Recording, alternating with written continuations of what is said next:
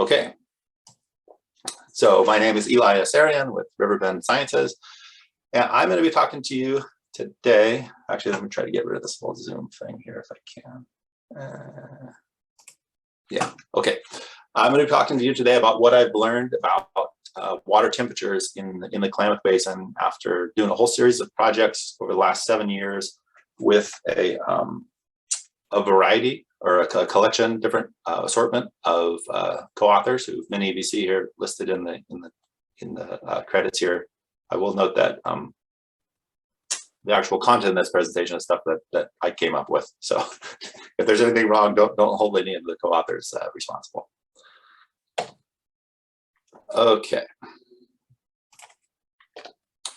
So the approach in these projects is an empirical and statistical approach. So we gather all of the high quality water temperature data that we can find from lots of different sources. So we've used state, federal, tribal data sets also from local nonprofits, and then use those in statistical analyses to look at the relationships between variables and see trends in space and time.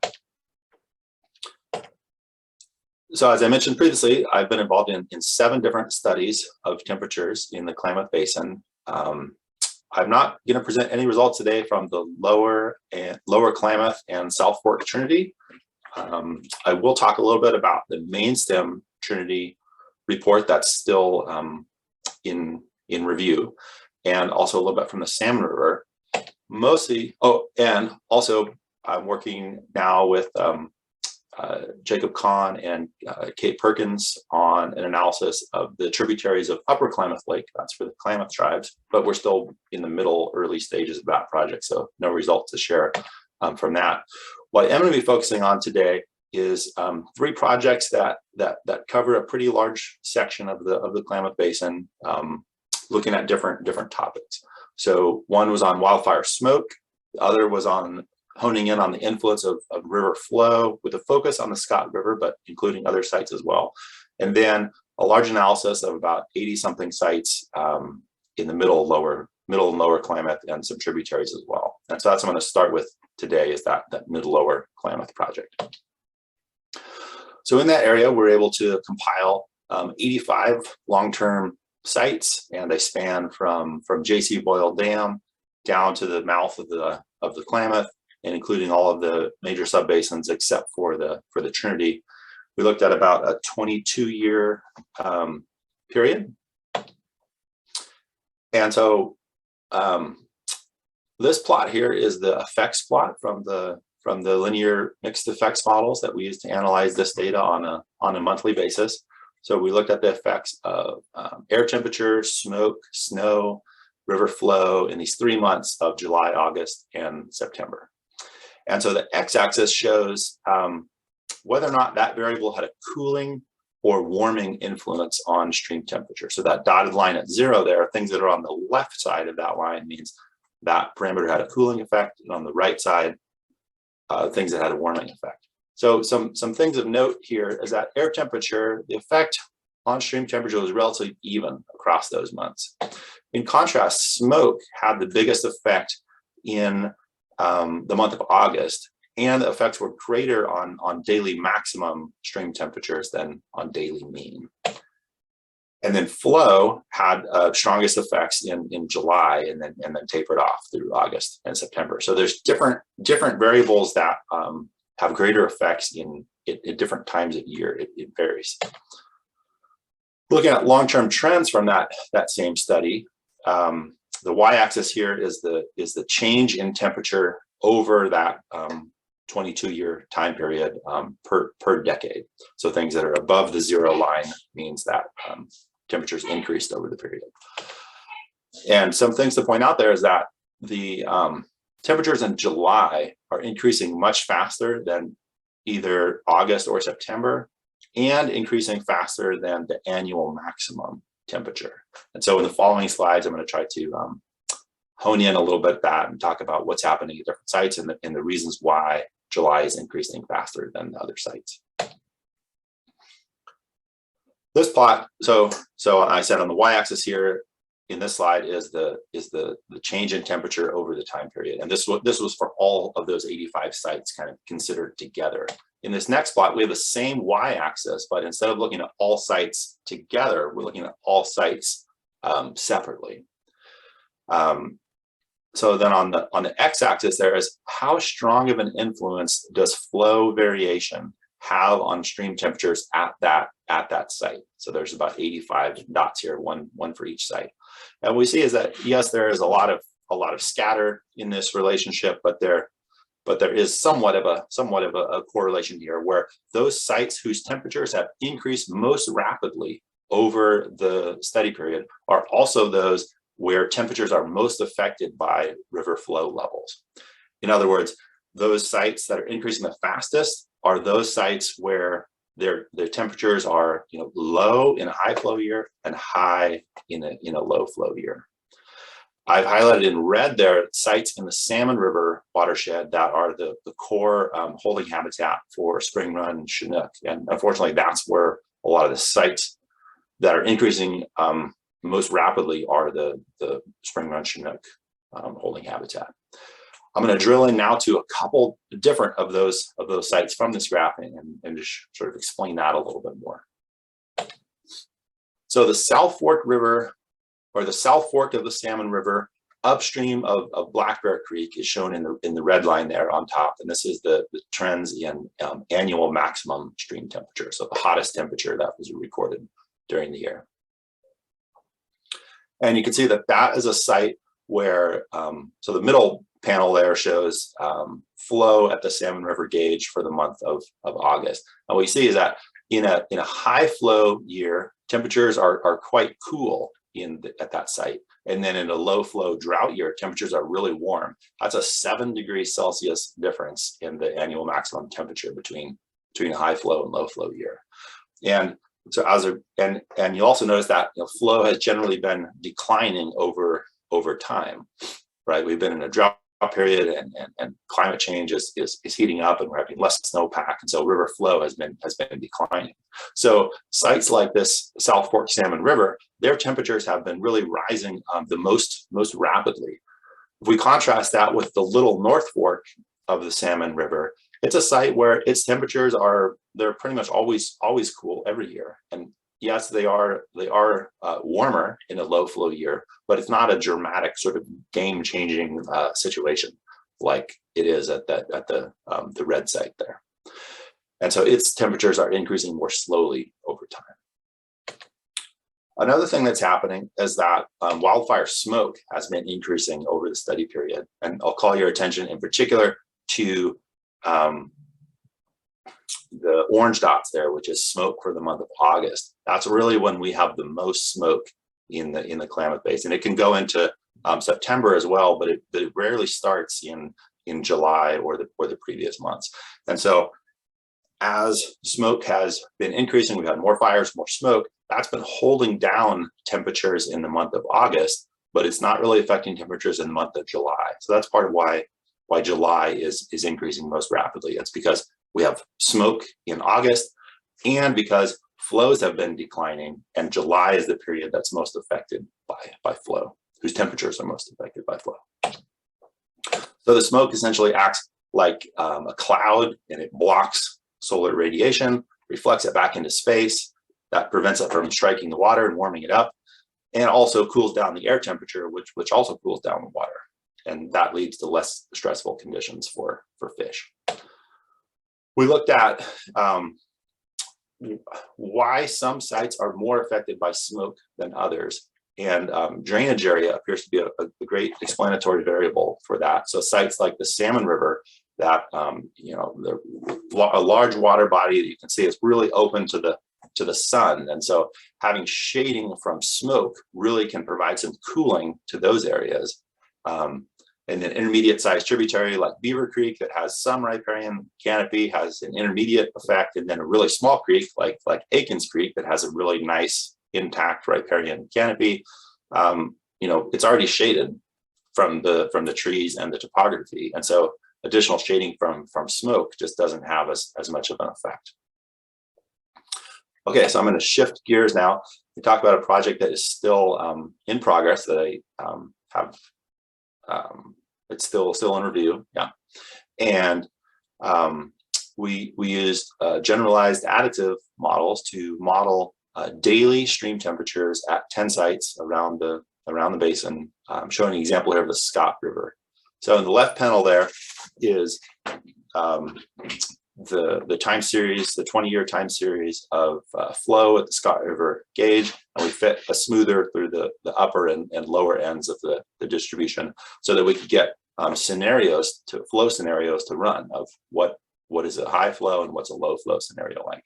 So once we had calibrated our water temperature model, then we can feed in those flow scenarios into the model and look at the differences between high flow and low flow conditions. So in the red line there, showing the high flow, or sorry, the red line is the low flow scenario, which has higher temperatures, and the blue line is the high flow scenario. And that dashed black line at the bottom there is the difference between those two scenarios. And so you'll see that sometimes a year, flow has very little effect on water temperature. Other times a year, like right now, there's a really strong effect of flow on temperature. So that's the 7.7 degrees there. That's on June 15th, which was yesterday, which is also my birthday, and just yesterday. So it's kind of I guess auspicious that I'm getting to present the results during the time of year when flow has the biggest effect. So that dashed black line is the difference between the flow scenarios there. So this was for Scott River. Now in the next slide, I'm going to show you that same metric, but at 9 additional sites. So the black line from the past slide has now become the purple line in this slide. That's the Scott River. And see the 9 other sites there. And you can see that there's quite a bit of difference in magnitude of how much flow matters to temperatures at these sites. But the general timing of when flow is important is relatively consistent between those sites. And so this study is still in peer review, but we did release the preprint. So if anyone wants that, you can contact me, or you can look on my website. In the Salmon River project, we used spatial stream network models to come up with predictions for the current baseline of recent decades, as well as a future climate change scenario with high emissions.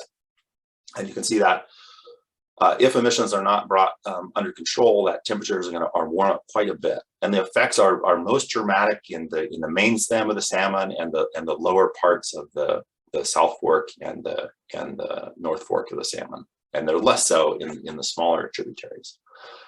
This next panel here shows the difference between those two scenarios. In other words, how much warming are we anticipating? And so you can see that the South Fork of the Salmon is really the hot spot for where we're predicting the greatest future warming due to climate change. And that's essentially because the South Fork salmon is really sensitive to river flow. And so as snowpack and flow decline in the future, the Salmon River is going to kind of lose its kind of special sauce that it's had to be really cool in high flow years. And I think, in fact, I've heard from the Restoration Council that they saw exactly this effect last year.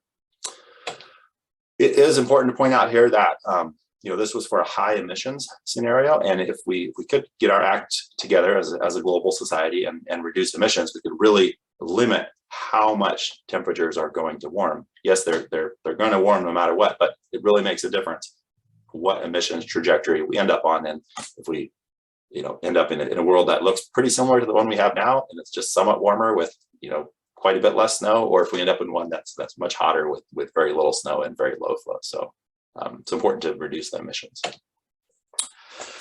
In the Trinity project, don't have much time to talk about that, but I just wanted to highlight one result looking at the effect of climate change on Trinity Reservoir.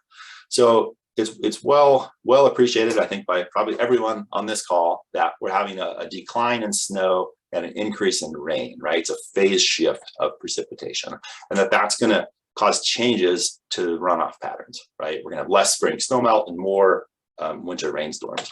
But I don't think that people have really fully grappled yet and realized how big of a deal this is going to be for reservoir management. Even if the total amount of precipitation stays the same, just the unpredictability of the rainstorms means that, and rain on snow, means that the reservoir elevations are going to have to be maintained at a lower level for a greater flood control buffer for dam safety reasons. You know, we can't have Trinity Dam overtopping, so we have to play it safe and manage it at a lower level. On average, that is going to reduce the amount of water that's stored in the reservoir when we go into the low flow season, and it's going to result in lower reservoir storage at the end of the season. And this is going to be particularly important in Trinity Reservoir, where the temperature water released from the base of the dam is very dependent on how much water is stored in the dam. And so we could get into situations in the fall where the water being released into the river is warm enough that it could affect spawning and incubation of salmon. And actually they saw that at Iron Gate Reservoir last year, or sorry, not Iron Gate Reservoir, the Trinity Hatchery for coho salmon. They had some failure in or low survival of the eggs there, even though reservoir elevation was not particularly low, but sort of an early warning sign of what might be to come. So in conclusion, which variables have the greatest effect on temperatures? It varies in time and space, and the effects of smoke are biggest in the rivers and large streams, and flow has the greatest effect in April through July. That's really the months when flow matters the most for affecting temperatures. Temperatures have been increasing the fastest in the month of July, and but not as much in August, and that's due to a combination of the rise of the cooling effect of wildfire smoke, and because August is the month where flow doesn't matter as much, and so those declines in flow have not had as severe of effects in August as they have in July and earlier months. The response of a site to climate variability is site specific. Rising air temperatures are pushing up stream temperatures at pretty much every site, but the sites that are really increasing the most rapidly are those that are really sensitive to flow. In other words, those sites where in a high flow year, they have cool temperatures, in a low flow year, they have high temperatures. That's where we're seeing the biggest increases in temperature. If we could get greenhouse gas emissions under control, the more emissions reduction we can do, the more that's going to limit what happens to the air temperature increases and snowpack, river flow. So it's really important to get emissions under control. We need to start grappling with what climate change is going to mean for reservoir management. I think we're just in the very, very early stages of that. Cold water around the Klamath Basin is going to contract into the headwaters as the main stems warm. So we need to make sure that fish have access to get into those upstream areas, like those cold volcanic springs upstream of the dam dams that Damien was talking about in the previous slide, as well as others further upstream. The value of the thermal refugia in tributaries is going to become even more important because that water is cooler now, and it's not going to warm as much as the main stems are going to warm. So we need to do whatever we can to protect those cold water pockets in the tributaries. And we need to work on, in the main stem floodplains, restoring the floodplain processes that create and maintain the side channels and other thermally diverse features that have groundwater, surface water interaction and cold water pockets and that thing. So so as I said, there's been actually I said 7 projects earlier. I guess it's 7 nearly complete and 1 in progress in the Klamath. So you can find these on my website if you want to read more. And I think we have a couple minutes for questions. So I guess I get to moderate questions. Eli, I can jump in here. Yeah. Thanks for that talk. That was very interesting. Lyra Cressy from the Salmon River Restoration Council asked, the more rapid increase in water temperature on the South Fork salmon is definitely already happening. We have noticed it during the past several low flow years. Interestingly, as the South Fork warms more rapidly, we're also seeing a shift in spring Chinook holding to favor the North Fork salmon river, which has not historically been the case. We're now seeing larger numbers of spring Chinook holding in the North Fork than the South Fork. We're wondering if the North Fork may also be experiencing more moderate warming effects due to the presence of large meadow systems in the headwater streams than there are in the South Fork. Yeah, that's a good question, and thanks for those observations. Yeah, I think studying the effects of the meadow systems on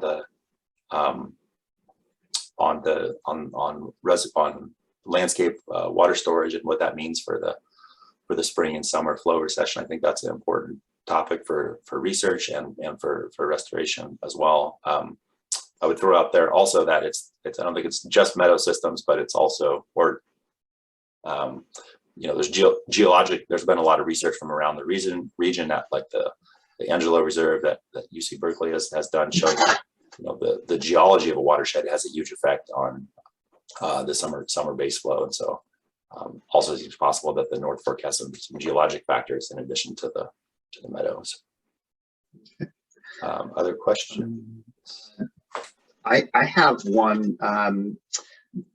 Given the kind of unique experiment we have this year with the emergency drought regulations in the Shasta and Scott that are, going to require minimum flows that are much higher than we've typically seen in the summertime, do you have any plans to do any studies on what the impacts on water temperature will be in those two rivers?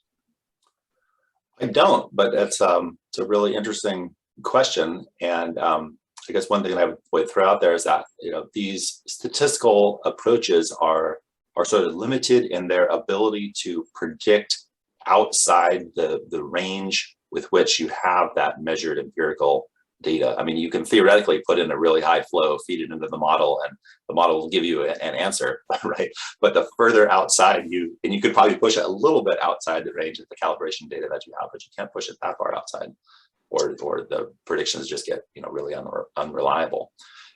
So it may be that these drought regulations might help in getting some observations under new conditions that we haven't had before. So it's certainly possible. I assume people are collecting the data, so we could feed it into these type of models. Yeah, I guess it's maybe an idea that maybe there's some funding available to get you to look at that, because I'm sure there is enough temperature probes out there in the Shasta and Scott to have the data to evaluate and hopefully tell the story. Yeah. Great.